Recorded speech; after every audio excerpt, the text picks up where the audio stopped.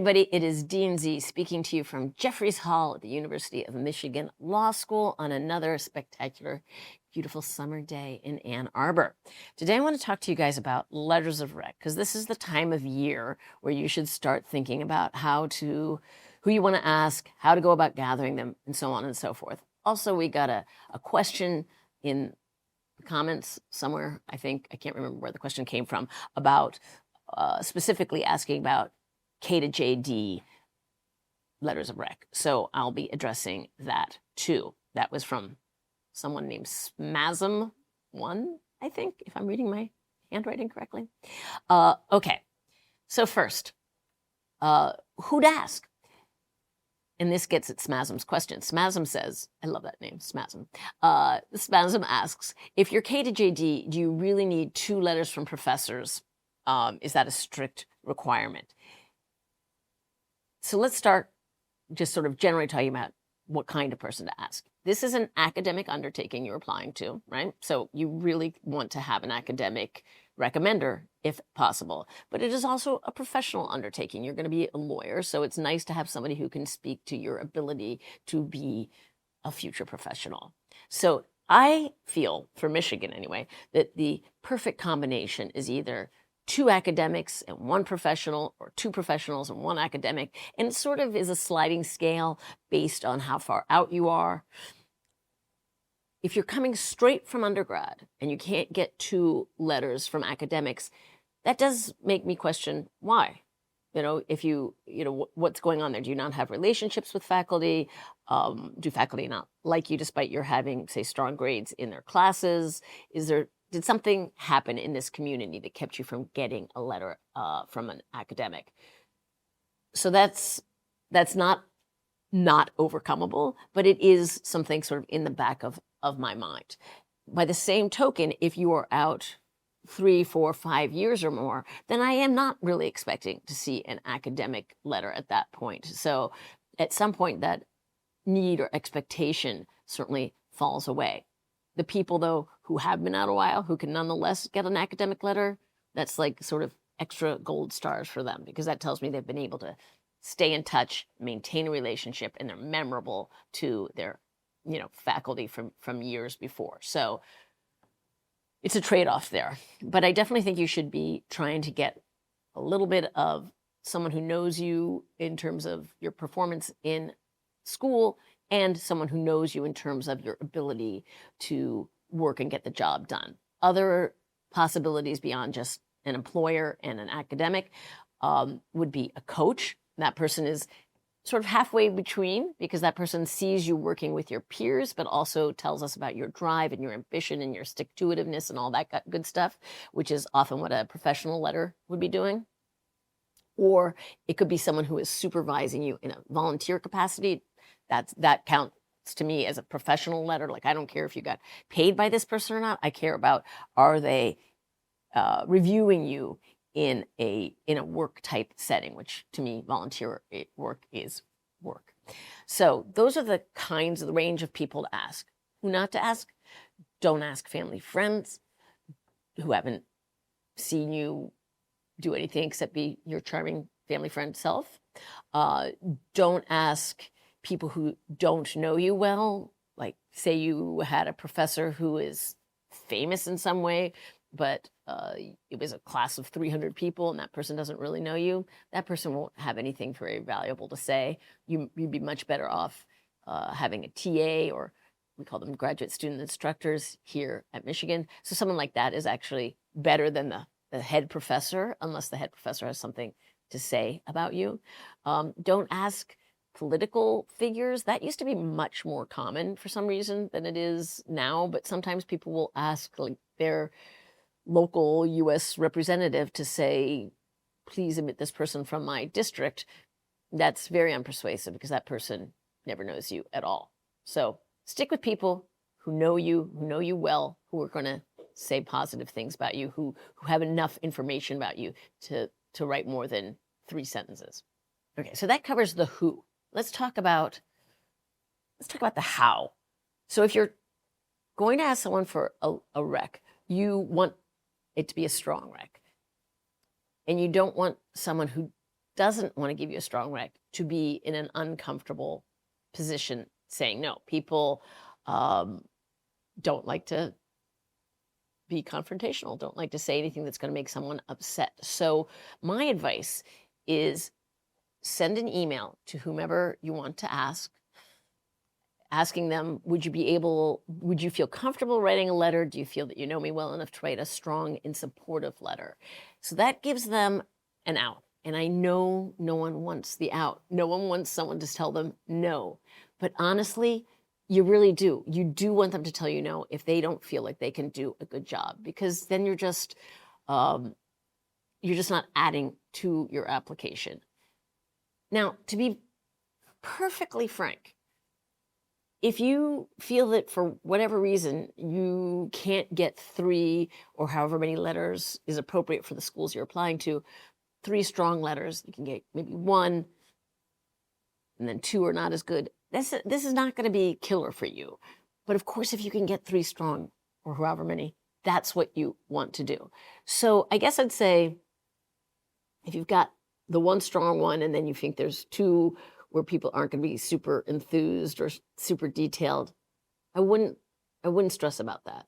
But I'd still say go into it looking for that very strong one as an anchor, right? So I would approach this. I'd ask people one at a time, so you don't send out 5 emails at once saying, "Can you write me a strong letter?" and have 5 no's come back. Like if you get a couple no's, then you might want to alter the way you've written that email and stop doing what I'm saying, which is asking for that very strong letter. But I would definitely start out by asking for a commitment to write something that is detailed and strong.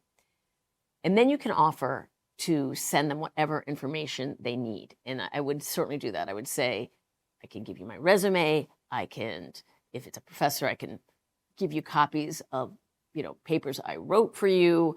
I can meet with you. I can do whatever. Let me know how I can make this easy for you, is basically what you should be saying. Sometimes you will encounter professors or employers who will say, write a draft for me. And sometimes applicants are very uncomfortable with this. And sometimes I've seen pre-law advisors say that they think this is unethical. It is not unethical. It depends on the motivation of the person asking. It could be something that is motivated by laziness, to be very frank. But sometimes it is, I want to see how you present yourself. I want to see what you think is most important. I want to see what you are hoping to get out of me in terms of a letter. If the person doesn't edit it at all, well, I don't know what to say. That's very lazy. But I still don't think that is unethical on the part of the applicant in the slightest to go along with it. The people I know who do this, though, they do edit it a lot. And they do, have it be in their voice and say, only make representations that they feel happy to make. Most people don't quite go that far, though, of saying, please draft it. But they do need information. And they may not think to ask, so you should certainly offer. Okay. And then, as I say, after you send the email, offer to meet with them if that is something that they would find helpful. Okay, so that's who to ask, how to ask, now when to ask. If you are in school right now and you don't plan to apply for a few years, then I think it makes perfect sense to ask your professors now, while they still remember you, to say, I plan to apply to law school in a couple of years. Would you mind drafting a letter that I can put on reserve with the Law School Admissions Council right now? And then when you are ready to apply, I would say, I talked to you about this a couple of years ago. You drafted something. Thank you so much. Would you be willing to refresh it? Now, to make this most effective, you should stay in touch with the person who wrote you these letters. Like every 6 months or so, just shoot them an email saying, this is what I'm doing. I read this, it made me think of your class, or I read this, it reminded me of when I was working for you, or whatever it is, right? Stay in touch with the people who have written you letters so that when they refresh it, they have something to refresh it with. And if all else fails, like if you lose touch with this person or they just stop answering your emails, you at least have that banked letter from when it was, top of mind for them. It isn't, we often see letters that are a little dated, and that's not a big deal. But it is better to have something that is fresh because, of course, it is capturing you in the moment that you are applying, right? As opposed to something from 3 years ago when presumably you were a quite different person. So don't stress about it if you can't keep that letter updated, but do try to do it. So when to ask is when you are fresh in that person's mind, not when you are about to go to law school. If the two things are not the same. Maybe they are the same, in which case you don't have to pay attention to me about keeping up with this person. One last thing. What to do if you are not ready to ask. Like, suppose you have started to get to know this professor, you feel like you've got a good relationship, you don't want to ask them yet because, say, you're a sophomore in college or whatever it is. Keep up with this person. Take many classes from someone who you think might be a good recommender. If it's someone in an employment setting, make sure you are maintaining that relationship, right? That you are growing it, that you are building on it, that you are giving them information that will enable them to write like a really enthusiastic letter. Just keep giving them data, if you will, right? So that you can get the best possible letter. As I say, it isn't the end of the world if your letters are not great, but if they are great, it can make a huge difference in your application. This is particularly true if you have other weaknesses. Like, say you have a GPA that isn't the strongest because, for whatever reason, you weren't ready to be there at the beginning of college, or you got ill in some way, or you just had some challenge that your grades do not reflect your abilities. Or maybe your LSAT isn't the strongest, but you are academically very strong despite not testing well. Well, having someone who can say, let me tell you how amazing this person is, and gives you a lot of detail, that can really make an admissions officer feel very confident. Like, I liked everything else about this person. I'm a little worried about the numbers, but this person who has had the chance to supervise them either in an academic or professional setting is really going to bat for them. That can do a ton of work. I'm thinking in particular about one person I had written this year whose numbers were on the lower side, below both our medians, and not particularly close to the medians, not like a mile away, but not like just a hair below, considerably below, but was a fantastic writer, had excellent work experience, and just came across as someone I really wanted in this class. And a lot of that was from the letters of rec, just people who were just so over the top enthusiastic about what an amazing person this was. So I felt great about admitting them. And then I will be honest, I did not get them to enroll here. They went to, a really great school instead. So a very selective school, even more selective than Michigan.